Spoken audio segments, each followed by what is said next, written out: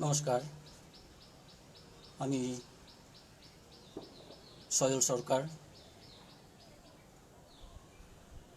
নদিয়া চাকদহ কৃষ্ণগোপাল বিদ্যাপীঠের বাংলা বিষয়ের শিক্ষক। আমার প্রিয় ছাত্রছাত্রী, আশা করি তোমরা ভালো থাকছো। কেননা এই সময়ে ভালো থাকাটাই হচ্ছে সবথেকে বড় বিষয়। আশা করি শারীরিক মানসিক সব দিক দিয়েই কুশলে আছো। এই বন্দিদশায় এক সত্যান্বেষীর একটা বড় ভূমিকা রয়েছে, কেননা তাদের উদ্যোগেই আমরা তোমাদের সঙ্গে বিভিন্ন সময়ে একটু আলাপচারিতা করতে আসি। এতে আমাদেরও ভালো লাগে আর তোমরাও ভালো থাকো।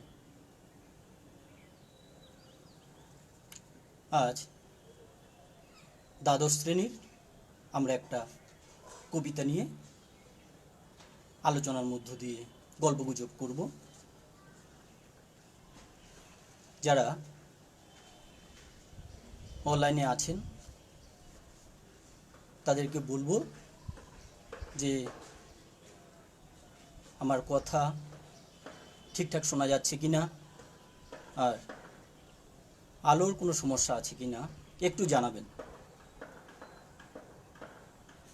আমরা আজকে জীবনানন্দ দাশের শিকার কবিতাটা আলোচনায় নিয়ে এসেছি।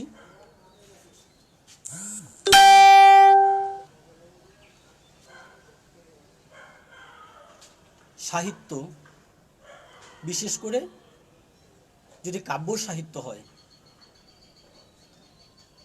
সেই কাব্য সাহিত্য তার রস আস্বাদন করতে গেলে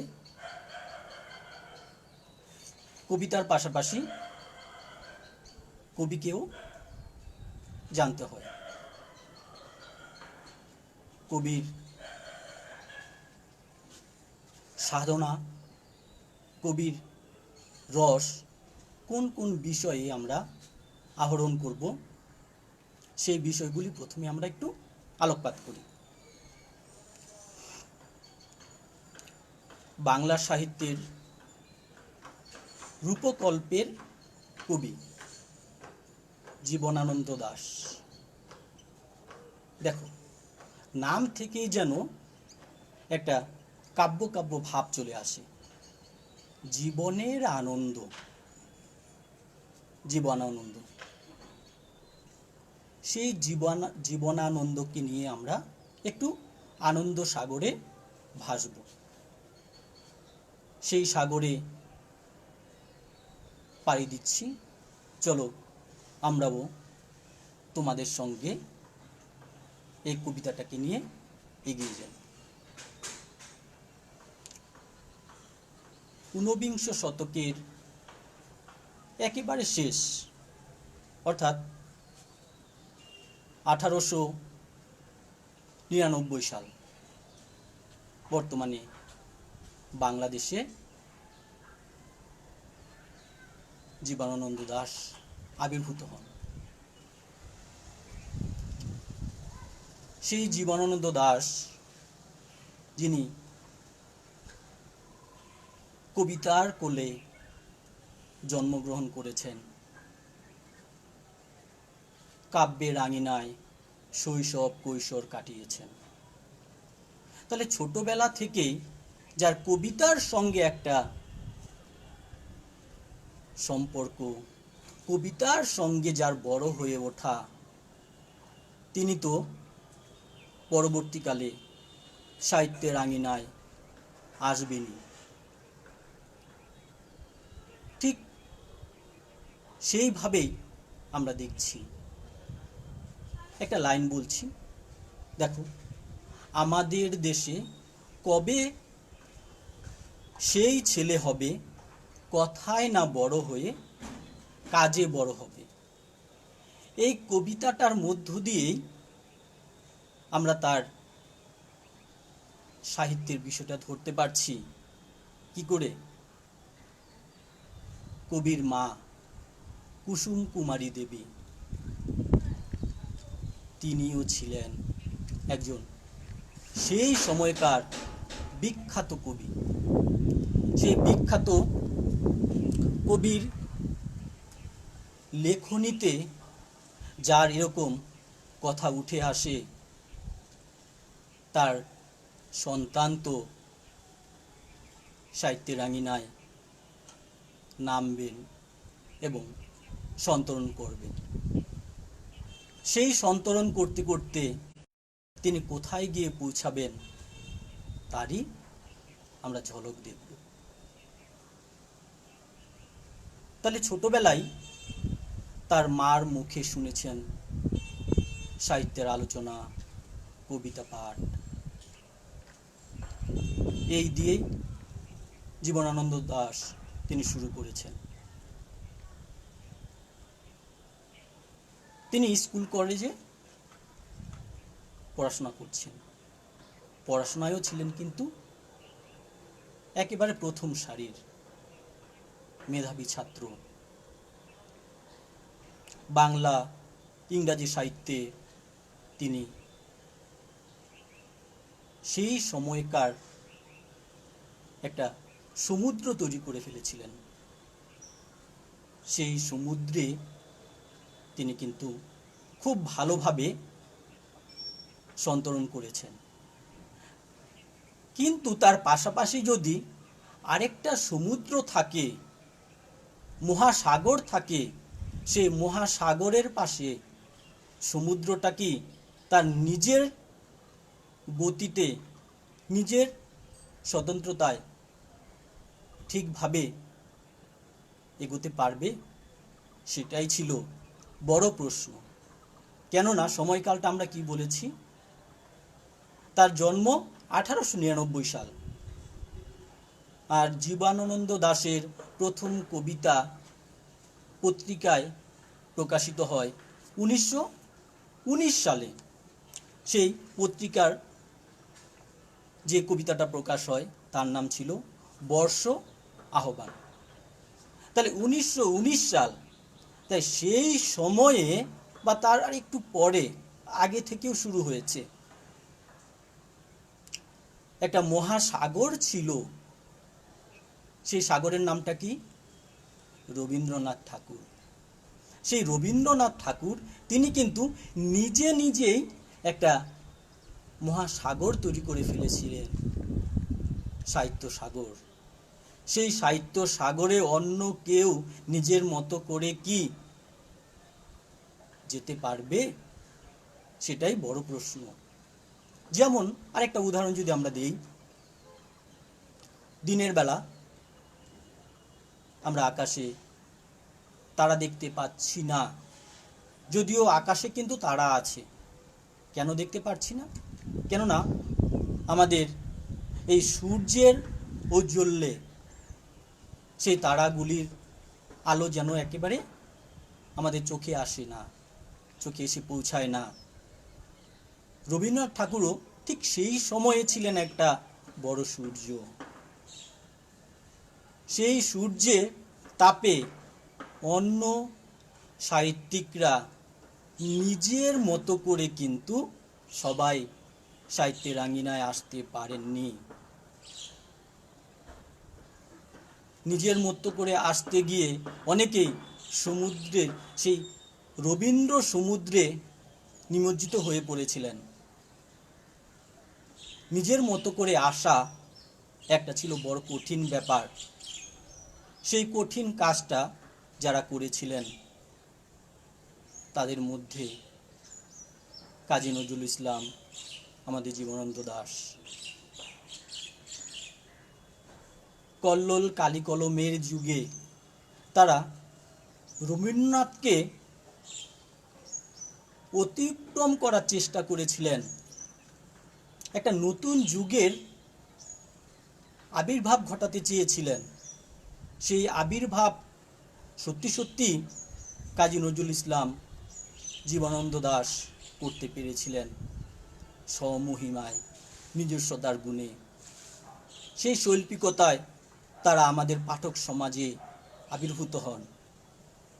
তাই রবীন্দ্রনাথ ঠাকুরও কিন্তু তাদেরকে সাবাস সাবাস ধ্বনিত করেছিলেন।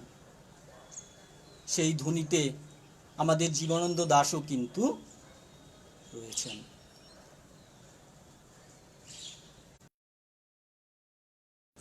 তিনি সাহিত্য নিয়ে পড়াশোনা করছেন, ইউনিভার্সিটি শেষ করে অধ্যাপনা কাজে যুক্ত হন।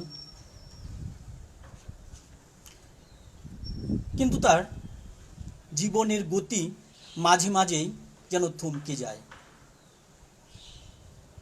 কখনো তিনি কলকাতায়, কখনো দিল্লি, কখনো পৌঁছে যান বাংলাদেশে, কখনো আবার ফিরে আসেন কলকাতায়।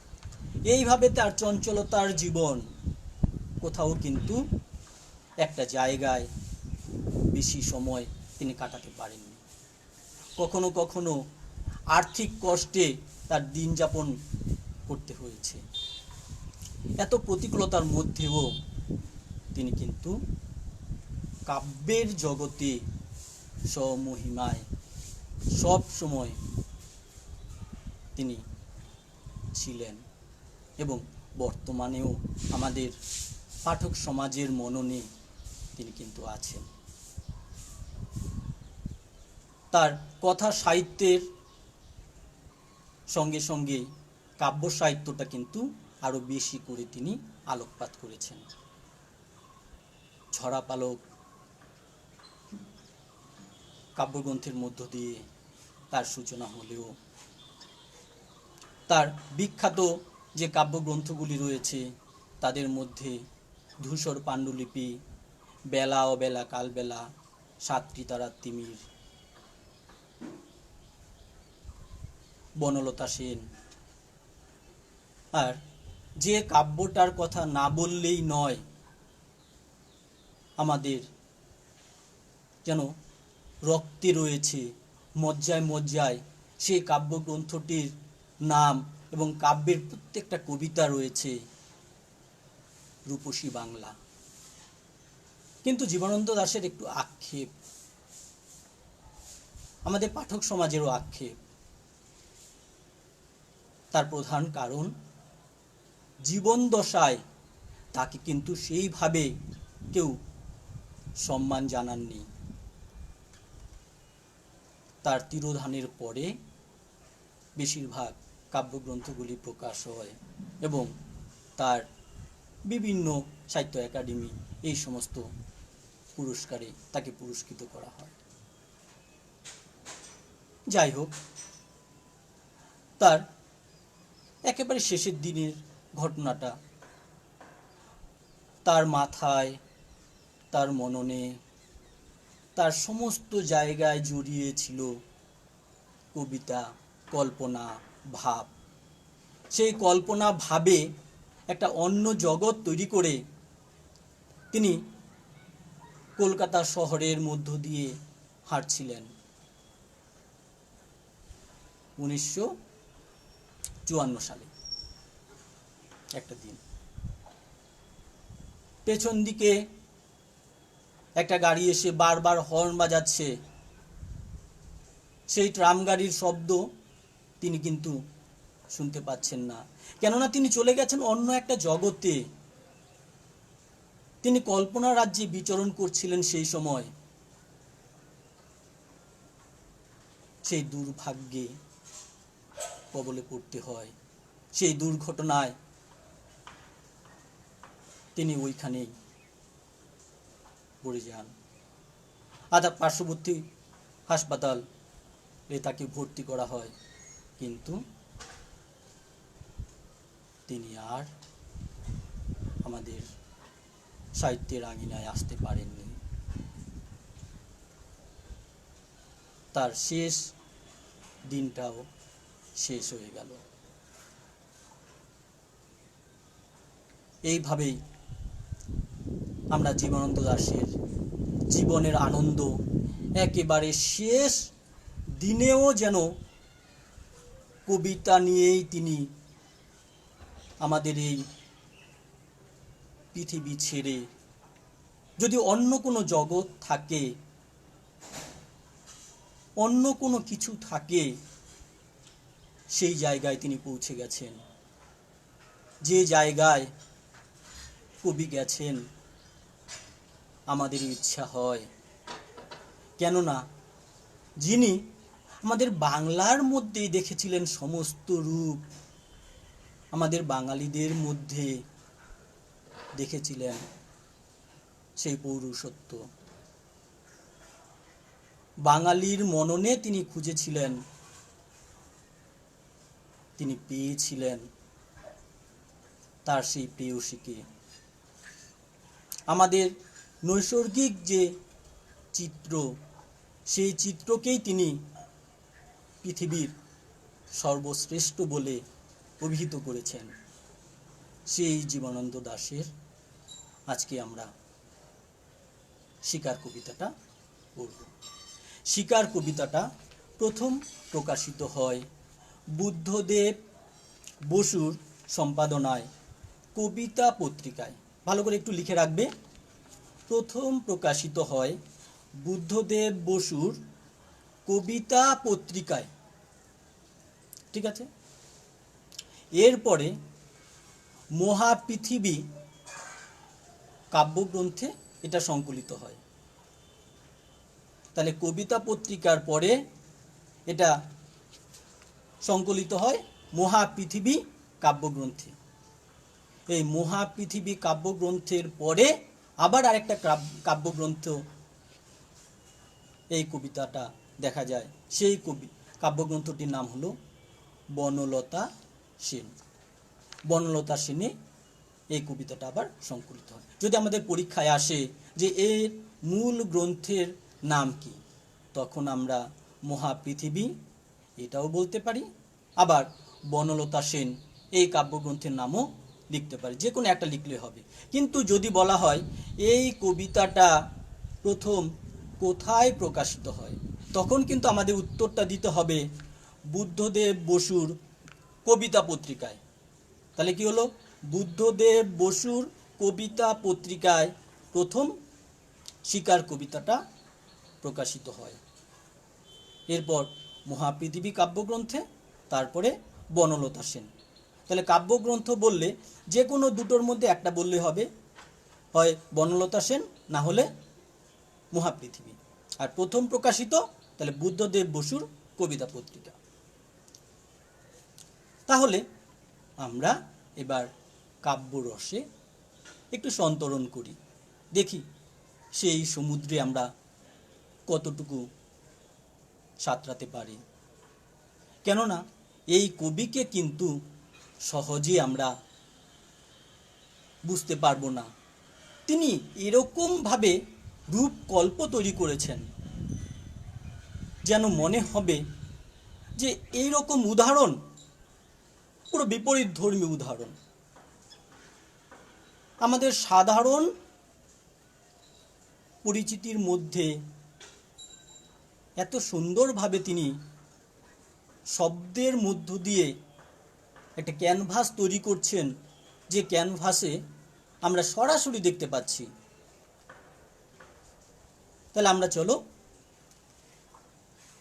সেই একটা ছবিতে পৌঁছে যাই। যখন আমরা পড়ব, যখন আমরা ভাববো, সেই ভাবের জগতে, কল্পনার জগতে যদি যেতে পারি, তাহলেই কিন্তু কবিতা পড়াটা, আলোচনাটা আমাদের সার্থক হবে। কবিতার নামের মধ্যে আমরা বুঝতে পারছি শিকার।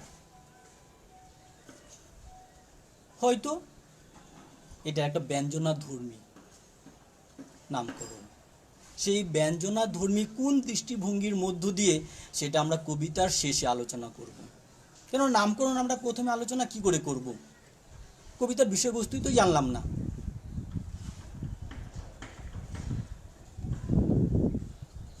শুরু করি। ভোর, আকাশের রং ঘাস ফড়িংয়ের দেহের মতো কোমল নীল। চারিদিকে পেয়ারা ও নোনার গাছ টিয়ার পালকের মতো সবুজ। একটি তারা এখনো আকাশে রয়েছে। পাড়াগার বাসর সবচেয়ে গোধূলি মোদির মেয়েটির মতো, কিংবা মিশরের মানুষই তার বুকের থেকে যে মুখটা আমার নীল মদের গ্লাসে রেখেছিল হাজার হাজার বছর আগে এক রাতে, তেমনি তেমনি একটি তারা আকাশে জ্বলছে এখনো। প্রথম স্তবকের মধ্যেই যেন বিভিন্ন রঙে তিনি রঙিন করে দিয়েছেন আমাদের এই ধরাকে, ধরার বর্ণনা দিতে গিয়ে। ভোর, সকালের আগের মুহূর্ত, রাত শেষ হয়ে যাচ্ছে, তখনও সকাল হয়নি, সেই সময়টাকে বলা হয় ভোর। এবার ভোরের নৈসর্গিক যে বর্ণনা, নৈসর্গিক চিত্রময়তায় তিনি আমাদের নিয়ে গেছেন। উপমা প্রয়োগে, অলঙ্কারের এত সুন্দর এখানে কারসাজি তিনি করেছেন, যেন মনে হবে আমাদের সামনেই তিনি প্রকৃতিটাকে তুলে ধরেছেন। ভোরের বর্ণনা, আকাশের রং ঘাস ফড়িংয়ের দেহের মতো কোমল নীল। সকালের আকাশ, আমরা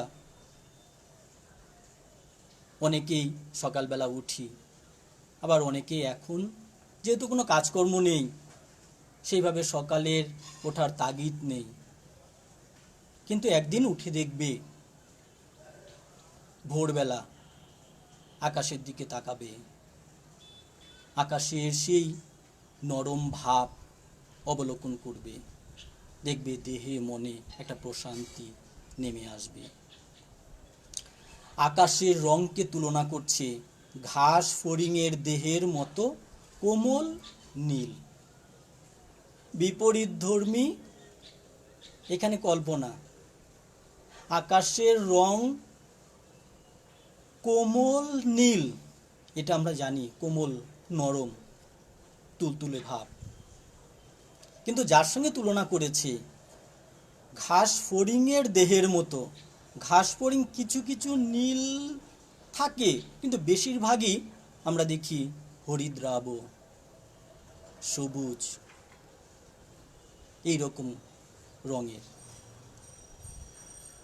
তাহলে সবুজের ভাবটা না বলে তিনি নীলের সঙ্গে তুলনা করেছেন। তাহলে কোনটার সঙ্গে কি তুলনা করেছেন, এটা কিন্তু জীবনানন্দ দাশ একটা রহস্যময়তা তৈরি করেন। ঘাস ফড়িংয়ের দেহের রং কিন্তু সবুজ, তাই এখানে প্রয়োগ করছেন আবার ঘাস ফড়িংয়ের দেহের মতো কোমল নীল। তার দেহের যে কোমলতা, সেই কোমলতার মতো নীল আমাদের সেই আকাশ, সকালের আকাশ, ভোরের আকাশ। চারিদিকে পেয়ারা ও নোনার গাছ টিয়ার পালকের মতো সবুজ। চারিপাশের বর্ণনা দিচ্ছেন, সেই রূপসী বাংলা কবিতায় আমরা পড়েছিলাম আমাদের চারিদিকে যে গাছগাছালি রয়েছে, অশ্বত্থ, বট, তমাল, কি সুন্দর সেই কবিতা। এইখানেও যেন সেই গাছগাছালির বর্ণনা দিচ্ছে, আমাদের ভোরের বর্ণনাটা দিচ্ছে। চারিদিকে পেয়ারা, নোনার গাছ। পেয়ারা আমরা সবাই চিনি, নোনা গাছ আতা জাতীয় গাছ। সেই নোনা আর পেয়ারা গাছের রংটা কেমন, সে টিয়া পাখির পালকের মতো সবুজ। টিয়া পাখির পালক যে সবুজ রঙের, তার সঙ্গে তুলনা করেছে আমাদের প্রকৃতির গাছগাছালিকে। দেখো, বারবার কিন্তু তিনি তুলনা করছেন, তুলনায় যেন তিনি একেবারে প্রথম। তাহলে আমাদের আকাশের রংটা তুলনা করেছিল কার সঙ্গে? আকাশের রংটা তুলনা করেছে ঘাস ফড়িংয়ের দেহের মতো কোমল নীল। আর আমাদের চারিপাশের যে গাছপালা রয়েছে, দুটো গাছের কথা এখানে একটা হচ্ছে পেয়ারা গাছ আর নোনা গাছ। তাদের রং কেমন? তাদের রং টিয়ার পালকের মতো সবুজ। আর টিয়া পাখিকেও আমরা খুব ভালোবাসি, আদর করতে ইচ্ছে করে। ঠিক সেই রকম ভাবেই কবি যেন প্রকৃতিকেও আদর করছেন, ভালোবাসছেন। টিয়া পাখির মতো, টিয়া পাখির পালকের মতো সেই সবুজ রঙের আতা গাছ, সেই সবুজ রঙের রয়েছে পেয়ারা গাছ। কবি দেখে আপ্লুত হয়ে পড়েছেন। আর সেই বর্ণনাটা যেন আমাদের সামনে তুলে ধরে আমাদের পাঠক সমাজকেও যেন সে আনন্দ সাগরে তিনি নিয়ে গেছেন। একটি তারা এখনো আকাশে রয়েছে। এখানে দেখবে যাদের নতুন বই রয়েছে, একটি তারা এখন রয়েছে, এখনো, এখন, এখনটা পরে একটা ও যুক্ত করতে হবে, কেননা মূল কবিতায় এখনো রয়েছে। এখানে হয়তো একটু সমস্যা হয়ে গেছিল, তাহলে এটা তোমরা একটু ঠিক করে নেবে। একটি তারা এখনো আকাশে রয়েছে। সকাল হয়ে যাচ্ছে, আর সকাল হওয়ার সঙ্গে সঙ্গে কিন্তু আকাশের যত তারা আছে সেই তারাগুলি সব চলে যায়, দেখা যায় না। কিন্তু কবি লক্ষ্য করছেন এখনো একটি তারা আকাশে রয়েছে। সেই তারাটার বর্ণনা দিচ্ছেন। পাড়াগার বাসর ঘরে সবচেয়ে গোধূলি মদির মেয়েটির মতো। একেবারে তিনি চলে এসেছেন আমাদের পাড়াগাঁয়ে, তুলনা করছেন। পাড়াগাঁয়ের বাসর ঘরে, বাসর ঘর আমরা সবাই জানি, নবদম্পতি যখন প্রথম যে ঘরে থাকে বিয়ের আসরের পরে, সেটাকে বলা হয় বাসর ঘর। সেই বাসর ঘরে সবচেয়ে গোধূলি মদির মেয়েটির মতো। গোধূলি, গোধূলি কথার অর্থ হচ্ছে দিনের শেষ আর রাতের শুরু, অর্থাৎ সূর্য অস্ত যাচ্ছে পশ্চিম দিকে, পশ্চিম দিকে অস্ত যেতে যেতে যে মায়াবী একটা আভা রেখে যায় আমাদের পৃথিবীতে, সেই আভা যদি সেই বিবাহিতা কনেটির মুখে পড়ে, তার যে অপরূপ সৌন্দর্য, আর তার মধ্যে থাকে একটা সলজ্জ ভাব, সেই সলজ্জ আর অপরূপ সৌন্দর্য, সেই ভাবটা এইখানে কবি টেনে নিয়ে এসছেন। আর মদির, গোধূলি মদির মত্ততা, মাতাল হয়ে গেছে। মাতাল আমরা সবাই হতে চাই, কিন্তু তার মাধ্যম আলাদা। কেউ হয়তো কবিতার মত্ততায় আমরা মাতাল হই, কেউ হয়তো মদ খেয়ে মাতাল হই, কেউ হয়তো কোনো কিছু দেখে মাতাল হই। এইখানে কবি হয়তো সৌন্দর্যে এবং তার যে সলজ্জ ভাব, সেই ভাবে মদির হয়ে গেছে। সে গোধূলি মদির মেয়েটির মতো। কাকে তুলনা করছে? সেই পাড়াগাঁয়ে বাসর ঘরে সবচেয়ে গোধূলি মদির মেয়েটির মতো। ওই যে আকাশে তারাটা রয়েছে, সেই তারাটাকে তুলনা করছে। তুলনায় কিন্তু তুলনাহীন জীবনানন্দ দাশ। আরেকটা তুলনা তিনি টেনে নিয়ে এসছেন। এই পাড়াগার বাসর ঘরে সে মেয়েটিকে বাদ দিয়ে আরেকজনের সঙ্গে তুলনা টেনেছেন। কিংবা মিশরের মানুষই তার বুকের থেকে যে মুক্তা আমার নীল মদের গ্লাসে রেখেছিল। কিংবা মিশরের মানুষই, মানুষই নারী, মানুষের স্ত্রীলিঙ্গ। মিশর আফ্রিকা মহাদেশের একটা দেশ, ইজিপ্ট নামে পরিচিত, যেটা আমরা দেখি সেই মিশর, পিরামিডের দেশ। সেই মিশরের মানুষই তার বুকের থেকে যে মুক্তা, প্রেয়সী কবি হয়তো সেই মানুষীকে নিজের প্রেয়সী রূপে দেখেছেন। তার হৃদয়ের মধ্যখান থেকে যেন একটা মুক্তা, তার মূল্যবান যে হৃদয়, সেই হৃদয়ের একটা অংশ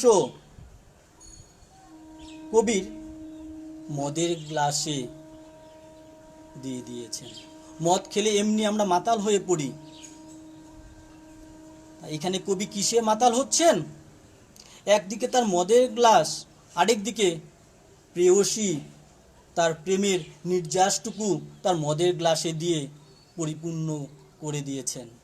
সেই পরিপূর্ণতায় তার মাতলামি কিন্তু একেবারে যেন স্বর্গলোকে পৌঁছে যাচ্ছে, শীর্ষবিন্দুতে পৌঁছে গেছে।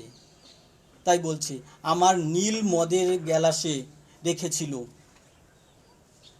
হাজার হাজার বছর আগে এক রাতে, তেমনি হাজার হাজার বছর আগে কথা তিনি এখানে বলছেন। তিনি হয়তো কল্পনার রাজ্যে পৌঁছে গিয়ে, তিনি ভাব জগতে পৌঁছে গিয়ে তিনি বলছেন, আমি হয়তো হাজার হাজার বছর আগে সেই মিশরে পৌঁছে গেছিলাম।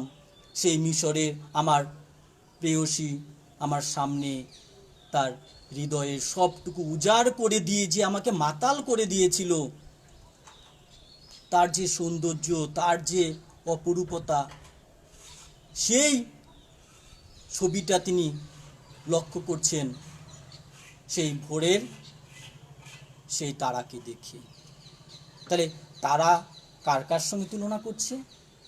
একটি তারা আকাশে এখনো রয়েছে, সেই তারাটা প্রথমে তুলনা করেছিলেন পাড়াগার বাসর ঘরের সেই গোধূলি মুদির মেয়েটির সঙ্গে।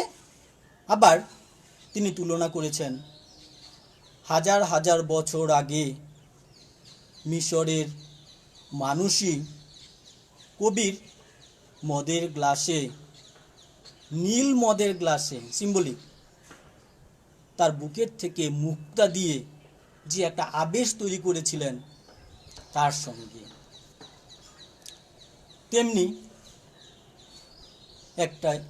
তেমনি একটি তারা আকাশে জ্বলছে এখনো। তাহলে সেই রকম ভাবে এখনো আকাশে সেই তারাটি জ্বলছে। কাব্যরসে আমরাও একটু মাতাল হয়ে যাচ্ছি। সেই মাতালের জগতে পৌঁছে আমরা কবিতার রস পান করে আমরা একটু মাতাল হই।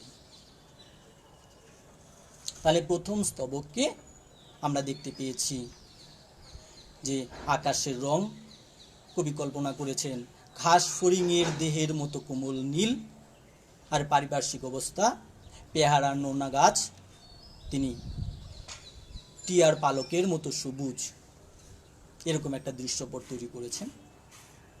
সেই ভোরবেলা এখনো আকাশে যে তারাটি কবি অবলোকন করছেন তিনি তুলনা করেছেন পাড়াগায়ে বাসর ঘরে বসে থাকা গোধূলি মুদির মেয়েটির সঙ্গে। আবার তুলনা করেছেন হাজার বছর আগে মিশরের মানুষই বুকের থেকে তার মুক্তাটা নিয়ে কবির নীল মদের গ্লাসে দেওয়ার যে একটা আবেশ তার সঙ্গে। ঠিক সেই রকমভাবে এখনো আকাশে তারাটা জ্বলজ্বল করছে। এটা গেল আমাদের প্রথম স্তবকের বিষয়। এবার আমরা দ্বিতীয় স্তবকে পৌঁছে যাই। হিমের রাতে শরীর ওম রাখার জন্য দেশওয়ালিরা সারা রাত মাঠে আগুন জ্বেলেছে।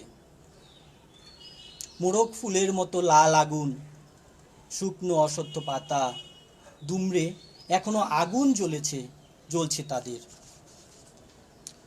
সূর্যের আলোয় তার রং কুসুমের মতো নেই, আর হয়ে গেছে রোগা শালিকের হৃদয়ের বিবর্ণ ইচ্ছার মতো। সকালের আলোয় টলমল শিশিরের চারিদিকের বন ও আকাশ ময়ূরের সবুজ নীল ডানার মতো ঝিলমিল করছে। তিনি একটু পাল্টে দিয়েছেন চিত্রপটটা। কি বলছেন? হিমের রাতে শরীর ওম রাখার জন্য দেশওয়ালিরা সারা রাত মাঠে আগুন জ্বেলেছে। হিম, ঠান্ডা, বরফ, প্রচণ্ড শীত পড়েছে। আর মাঠে যদি কখনো যাও, সারা রাত চাষিরা মাঠে কাজ করছে, ভোরবেলা সেই ঠান্ডাটা কিন্তু আরও জমিয়ে বসে। তখন তাদের হাত যেন একেবারে হিম হয়ে যায়, ঠান্ডায় যেন হাতে বরফ জমছে, এরকম অবস্থা।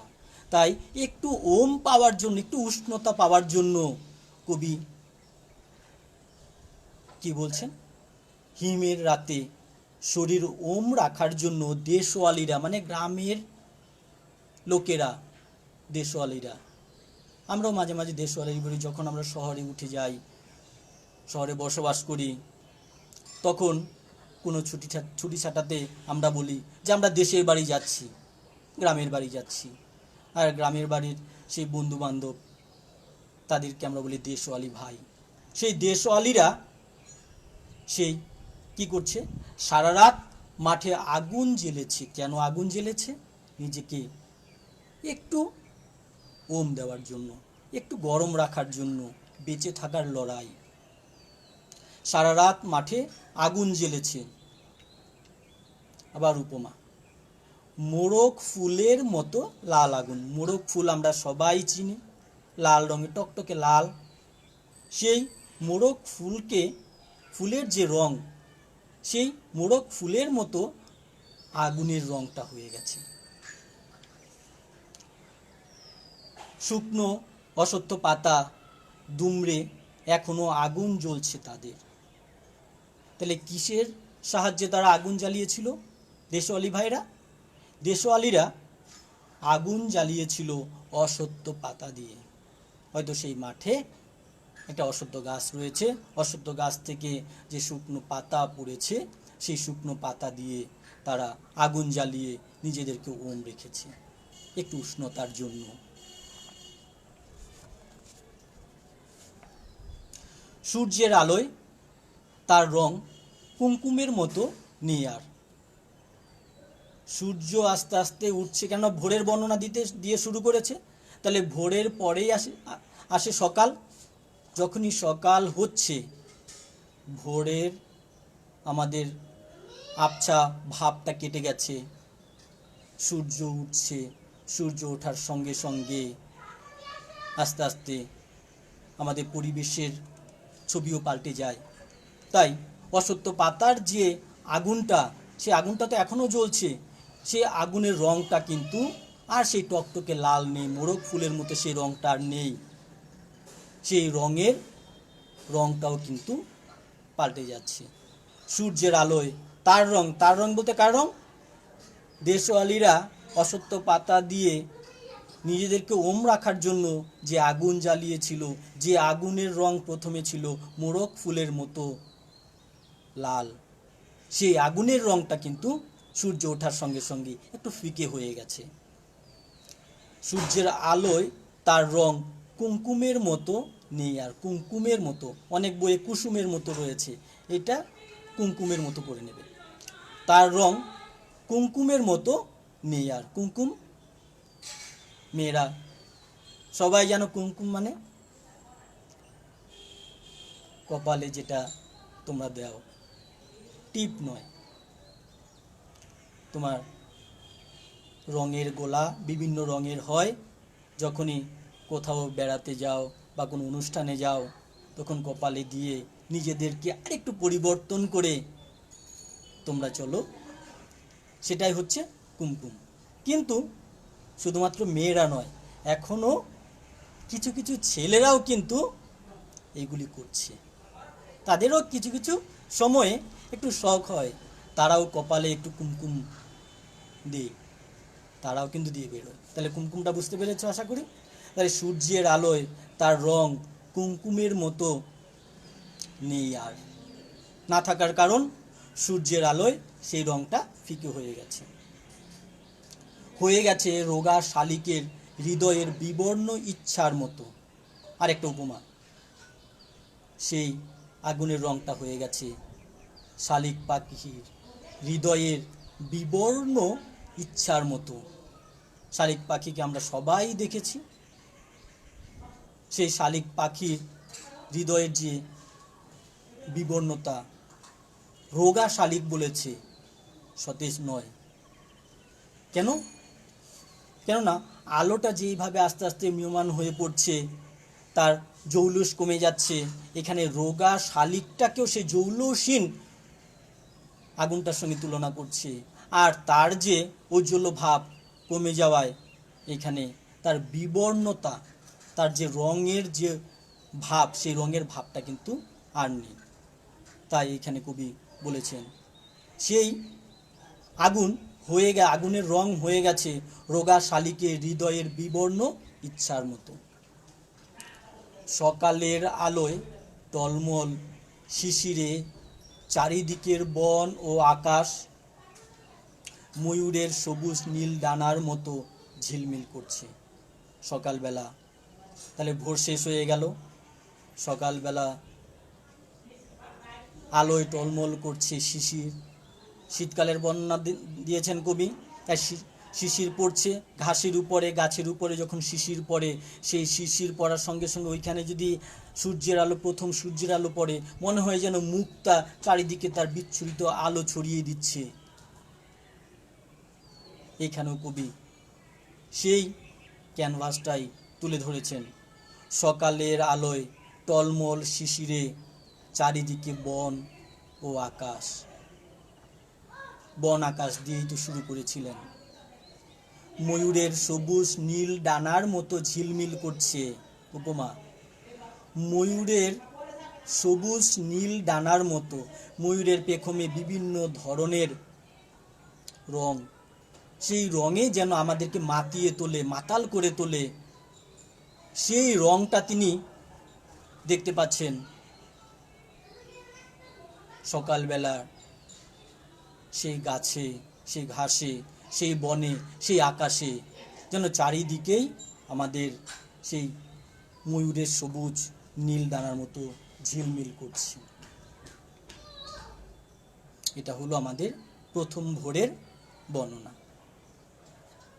তাহলে প্রথম স্তবকে আমরা দেখেছিলাম প্রকৃতির বর্ণনা, আকাশের রং, গাছের রং, একটা তারার সঙ্গে গোধূলি মোদির মেয়ে ও মিশরের মানুষের যে উপমা তিনি টেনেছেন, সেটা প্রথম স্তবক।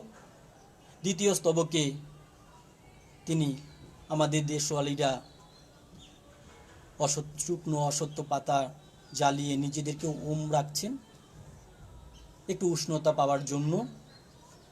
কিন্তু ভোরের পরে যখন সকাল হয়ে যাচ্ছে, সূর্যের আলো যখন উদ্ভাসিত, ঠিক সেই সময়ে অসত্যের শুকনো পাতার সে আলোর রংটা কিন্তু সে আগের মতো আর নেই, তার রং পাল্টে যাচ্ছে, রোগা শালিকের বিবর্ণ ইচ্ছার মতো হয়ে পড়ছে।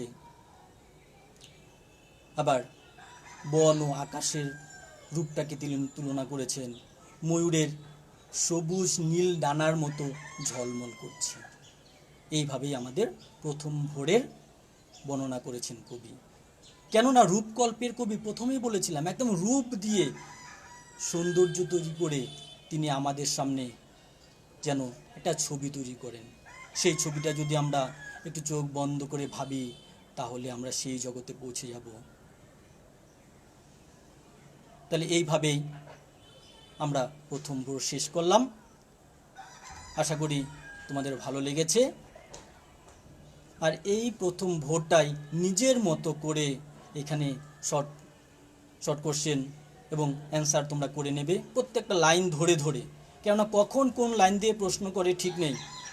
আর আমরা বারবার করে আমরা বলি যে নোটস বই পড়লেই হয়ে যাবে বা নোটস তৈরি করলে হয়ে যাবে, ওইটা নয়। আমরা আগে ভালো করে পড়ব, নিজের মতো করে লিখব। নিজের মতো করে যদি ভাবতে পারি, প্রত্যেকটা কবিতা লাইন যদি আমরা ঠিকঠাক ধরতে পারি, তাহলে কিন্তু আমাদের ছোট প্রশ্নে কোনো সমস্যা হবে না। তাহলে আজকে প্রথম ভোর দিয়ে শিকার কবিতাটা শেষ করছি। সামনের দিন আমরা দ্বিতীয় ভোরের বর্ণনা করব আর কিছু প্রশ্ন নিয়ে আলোচনা করব। সবাই ভালো থাকবে, ধন্যবাদ। ওকে।